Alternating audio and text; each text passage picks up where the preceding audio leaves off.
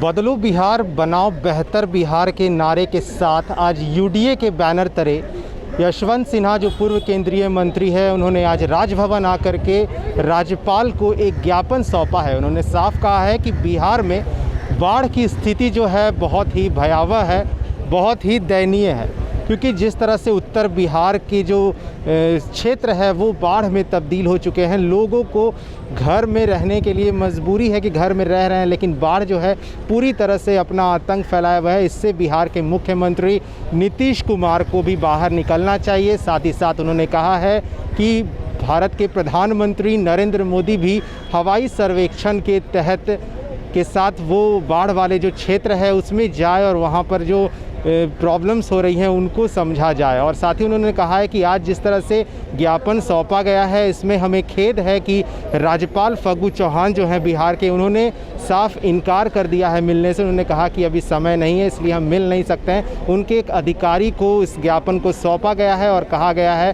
कि बिहार में जो बाढ़ की भयावह स्थिति है उसको जा कर के देखा जाए। और कुछ क्या कह रहे हैं यशवंत सिन्हा पूर्व केंद्रीय मंत्री, सुनिए पहले। नीचे करो मित्रों, थोड़ा सा नीचे कर लीजिए ना, आवाज जाएगी। हाँ ठीक। आप लोगों को हम लोग पहले सूचित कर चुके हैं। यूनाइटेड डेमोक्रेटिक फ्रंट, जो हम लोगों के अलायंस का नाम है United democratic front, United democratic alliance की यूडीए की एक टीम, आप लोग आगे से जाइए ना, 3 दिनों के दौरे पर निकली थी 3 तारीख को, 3 अगस्त, 4 अगस्त और 5 अगस्त। और इन 3 दिनों में हम लोगों ने उत्तर बिहार के कई जिलों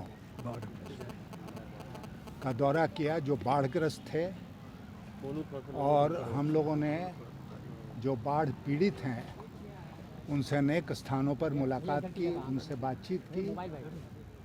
और हम लोगों ने पहले ही तय कर रखा था कि इस दौरे के बाद हम लोग एक सारगर्भित डिटेल्ड रिपोर्ट तैयार करेंगे और एक ज्ञापन के रूप में उसको राज्यपाल महोदय को सौंपेंगे। तो इसलिए वो ज्ञापन आज हम लोग सौंपने के लिए आए राजभवन। ज्ञापन में मुख्य रूप से कौन कौन थे हमारी टीम में उसका जिक्र है। उसकी कॉपी आप सब लोगों को उपलब्ध करा दी गई है या करा दी जाएगी। कहाँ कहाँ हम लोग गए, क्या क्या बातचीत हुई, क्या क्या हम लोगों ने देखा और सुना, और अंत में हम लोगों ने उसमें 7-8 सुझाव दिए हैं कि आज भी सरकार को क्या करना चाहिए।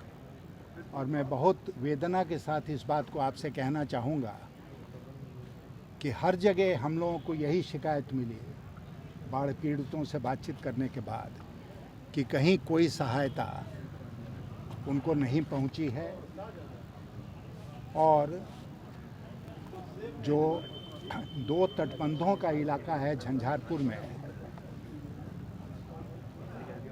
उसमें तो सरकार ने पूरे बाढ़ से ग्रसित है, लेकिन सरकार ने उनको बाढ़ पीड़ित माना ही नहीं, कमला और बलान के बीच में। तो इसलिए वहाँ पर कोई राहत की सामग्री या राहत का सामान पहुँचने का प्रश्न ही नहीं उठता है। इस बात की बहुत शिकायत वहाँ पर मिली। हम लोग अंत में पूर्णिया तक गए और वहाँ हम लोगों ने बाढ़ पीड़ितों से मिलके अपनी यात्रा को समाप्त किया। और रिपोर्ट हम लोगों ने अभी राज्यपाल महोदय को दिया है। अब हम आपसे ये कहना चाहेंगे कि हमें घोर खेद है, अफसोस है इस बात का कि राज्यपाल महोदय ने इस प्रकार की टीम, राज्यपाल ने इस प्रकार की टीम, जैसे हम लोग जैसे लोग रोज़ इनके यहाँ दस्तक लगाने आते हैं, इस प्रकार की टीम से मिलना उचित नहीं समझा। और कल हम लोगों को बता दिया गया कि राज्यपाल महोदय समय नहीं देंगे हम लोगों को, और हम लोग चाहें तो आकर यहाँ पर उनके किसी पदाधिकारी को अपना ज्ञापन सौंप देंगे। अभी हम लोग अंदर जब गए थे तो इनके सचिवालय के अवर सचिव, प्रधान सचिव भी नहीं, अवर सचिव आए और हम लोगों ने उनको अपना ज्ञापन सौंप दिया है और ये भी उनको कहा बता देने को राज्यपाल महोदय को कि हम लोगों को इस बात का खेद है कि उन्होंने इस बहुत ही महत्वपूर्ण मुद्दे पर समय देने से इनकार किया। बाढ़ की 75 लाख लोग आज बिहार में बाढ़ से पीड़ित हैं। 75 लाख लोग। अब पूरा उत्तर बिहार का भूखंड आज बाढ़ की चपेट में है। लोग कहाँ रह रहे हैं? लोग नेशनल हाईवे पर रह रहे हैं, लोग तटबंधों पर रह रहे हैं। कोई भी ऊंचा स्थान है वहाँ पर किसी भी फटे हुए चादर के नीचे, पतले प्लास्टिक के नीचे, त्रिपाल के नीचे रहने को मजबूर हैं। यहाँ पर हम सब खड़े हैं मास्क लगा के और सोशल डिस्टेंसिंग की बात होती है। आप जाकर देखिए यहीं मुजफ्फरपुर और उसके आगे कि किस परिस्थिति में आज बिहार के लोग, बाढ़ पीड़ित लोग रहने को मजबूर हैं। और वहाँ क्या हो रहा है कोरोना का?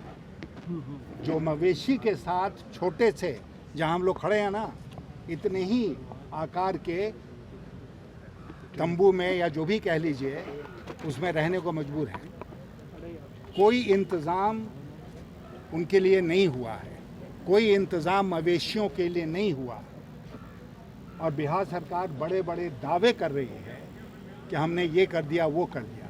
मैं ये भी आपसे कहना चाहूँगा कि जब हम लोगों की टीम बाय रोड निकल पड़ी तब यहाँ के मुख्यमंत्री महोदय को होश आया और वो हवाई हेलीकॉप्टर से दरभंगा पहुँचे। उसके बाद और वाल्मीकि नगर और एक दो जगह गए। कोई मंत्री बिहार का निकल नहीं रहा है। किसी को समय नहीं है कि वो लोगों के साथ जाकर संवाद स्थापित करे।